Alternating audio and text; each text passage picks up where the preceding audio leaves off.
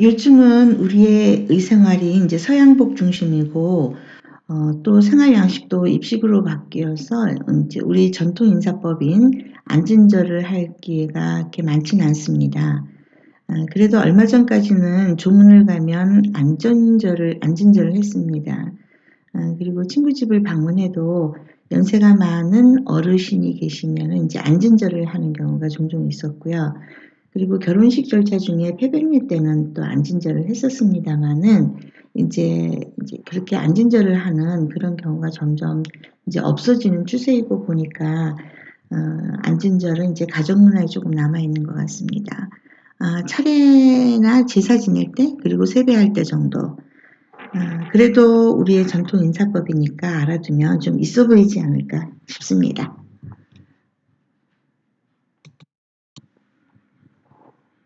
이제 며칠 있으면 설이고 설날 세배를 하게 됩니다.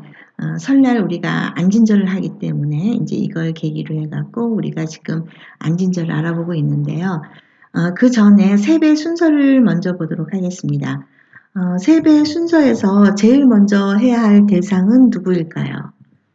배우자입니다. 예. 그래서 아내는 남편에게, 남편은 아내에게 제일 먼저 세배를 합니다. 그 다음에 자녀에게 세배를 받거나 아니면은 부모님께 세배를 하거나 이렇게 하게 됩니다. 여기 한번 그림을 보면서 말씀드리겠습니다. 이 부부는 자녀의 세배를 제일 먼저 받고 그 다음에 부모님 댁에 갑니다.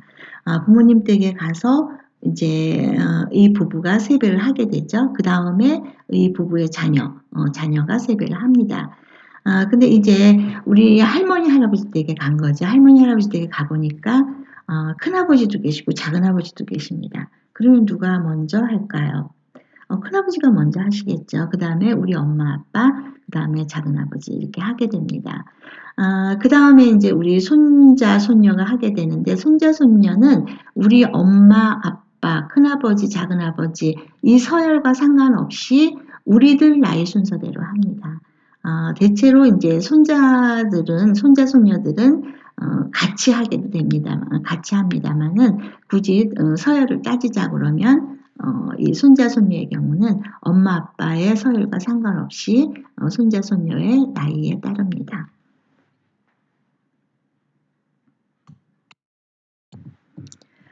세배할 때 주의점에 대해서 짚고 넘어가겠습니다. 사실 이 세배할 때 주의점은 어린이집에 다니는 그 어린 자녀들이 더 잘 아는 것 같아요. 어린이집에서는 그 설 전에 그 세배할 때 주의점 뭐 이런 것들을 배우기도 하는 모양입니다. 이제 그러다 보니까 이제 어른들이 세배할 때 그 어린 자녀의 그 지적을 당하는 또 그런 민망한 경우도 가끔 있더라고요. 세배할 때 주의점, 세배하면서 말하지 않는다. 우리가 평상시 같으면 이제 절을 하고 나서 뭐 그동안 편안하셨는지요? 뭐 이제 이런 인사말이 따르기도 합니다만은 세배는 그렇지 않습니다. 세배로서 끝납니다. 인사말을 곁들이지 않습니다. 세배를 하고 나면은 이제 세배를 받으신 분은 세배를 한 사람에게 덕담을 주시죠. 예.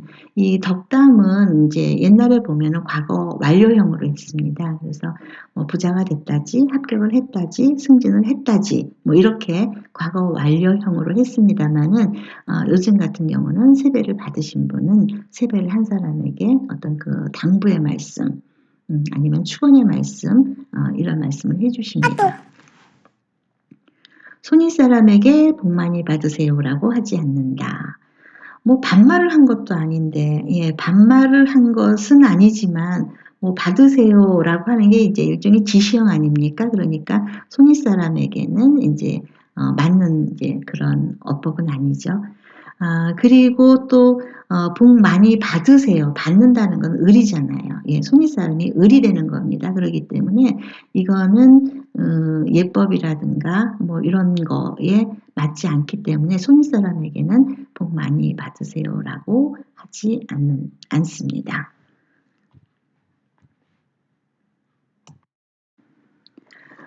절하는 법을 좀 보도록 하겠습니다. 남자와 여자가 조금 차이가 있습니다. 먼저 남자 절입니다. 공수한다. 왼손이 위로 가도록 공수합니다. 공수한 손을 눈 높이로 올렸다가 바닥을 짚고 무릎 꿇고 앉는다. 이때 한쪽 발을 조금 뒤로 뺀다. 이 공수한 손을 눈높이로 쭉 뻗습니다. 그리고 바닥을 짚는데 이때 자세가 몹시 불편합니다. 그러니까 발을 조금 한쪽 발을 조금 뒤로 이제 빼면 훨씬 자세가 수월해집니다. 그리고 바닥을 짚은 손을 몸으로 조금 당기고 이마가 손등위에 닿도록 몸을 숙여 절한다. 이때 한쪽 발을 조금 뺀 상태이기 때문에 엉덩이가 조금 뒤로 물러나 있습니다. 그러니까 이 바닥을 짚은 손이 이마하고 닿지 않을 수가 있어요. 그러니까는 이 손을 조금 당겨서 이마가 손등에 닿을 수 있도록 이렇게 당긴 다음에 절을 합니다. 그리고 일어선다. 이때 우리가 흔히 하기 쉬운 실수가 뭐냐면 이 상태에서 그냥 이렇게 자세를 고쳐 앉는 경우가 있어요. 이건 절을 했다고 할 수가 없습니다. 절을 마치는 건 완전히 일어나서 처음처럼 자세를 하고 이 공수한 손을 풀러서 처음에 공수했던 자세, 이 상태까지 가는 것이 절이 한번 끝난 겁니다. 이것이 이제 평상시의 절이고요. 그다음에 의식 때는 한 번 더 해야 됩니다. 그러니까 공수한 손을 눈높이로 올려서 바닥을 짚고 절을 한 다음에 다시 일어났다가 이때 손을 풀지 않은 상태에서 그대로 무릎 꿇고 앉아서 절을 한 번 더 합니다. 그리고 절을 하고 나서 처음처럼 일어났다가 그 공수한 손을 이 허리 위에다 올려놓는 거, 여기까지가 의식 때 절입니다. 이렇게 절을 마친 다음에 이제 무릎 꿇고 앉게 되죠. 그러면 이제 상대가 편히 앉으라 하면 그때 자세를 고쳐 앉습니다.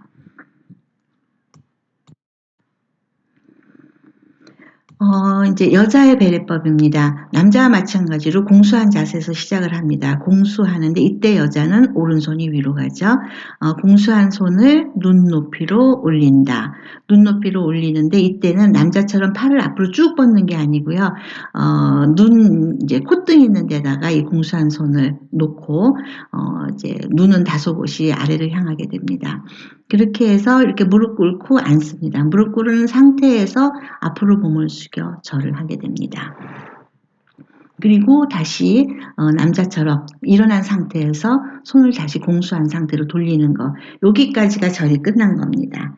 의식 때는 공수한 손을 눈높이로 올렸다가 무릎 꿇고 앉아서 절을 합니다. 그리고 다시 일어났다가 이때도 역시 마찬가지로 손을 풀지 않은 상태에서 한 번 더 무릎 꿇고 앉아서 절을 하고 다시 일어났다가 손을 허리로 내리게 됩니다. 그리고 나서 이제 그 무릎 꿇고 앉게 됩니다.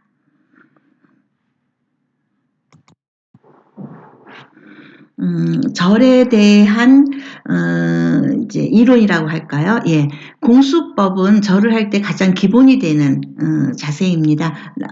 남자는 왼손, 여자는 오른손을 위로 합니다.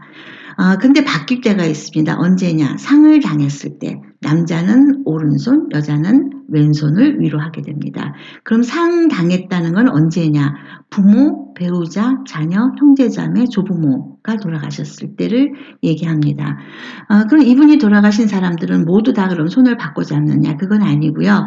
3호제까지만 손을 바꿉니다. 근데 우리가 그 사람이 이제 죽으면 임종, 염습, 입관하고 장례를 치르죠. 그 다음에 3호제라는 이제 제사를 지내게 됩니다. 그리고 탈상을 하는데 이때까지만 손을 바꾸고 다시 이제 평상시로 돌아오게 됩니다. 그러니까 차례나 제사 같은 경우는 3호제 이후니까 당연히 평상시처럼 손을 잡습니다.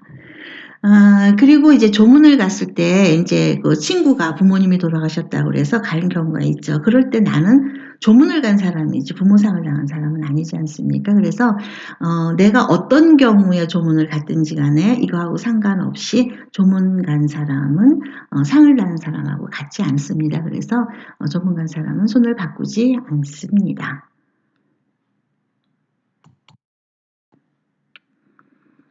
절의 횟수, 산 사람에게는 1번, 죽은 사람에게는 2번 한다고 알고 계신 분들이 의외로 많습니다. 산 사람에게는 1번 하고 죽은 사람에게 2번 하는 게 아니고요. 평상시에는 1번이고요. 의식 때는 2번입니다. 이 경우는 이제 결혼식 끝나고 나서 폐백례를 할 때입니다. 이때 신부가 몇 번 절을 하나요? 2번 하잖아요. 예.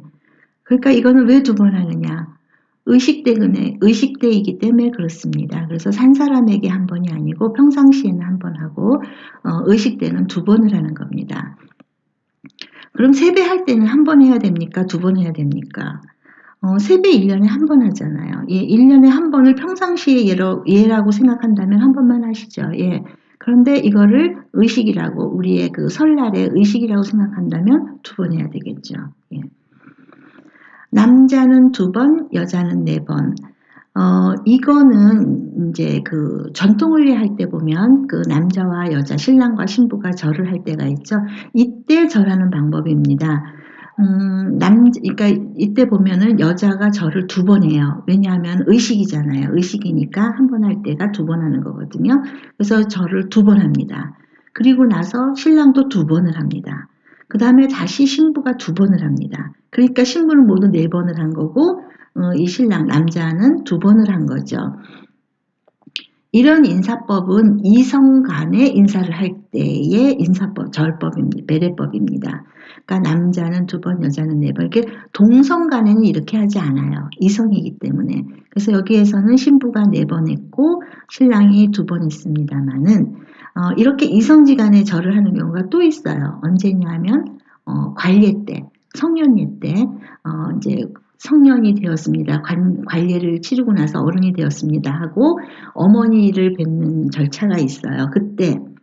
그때는 어머니가 2번이고 아들이 4번입니다. 그래서 이성 간에 이제 절을 할 때는 이렇게 절의 횟수를 같이 하지 않는 거, 이걸 협배라고 합니다.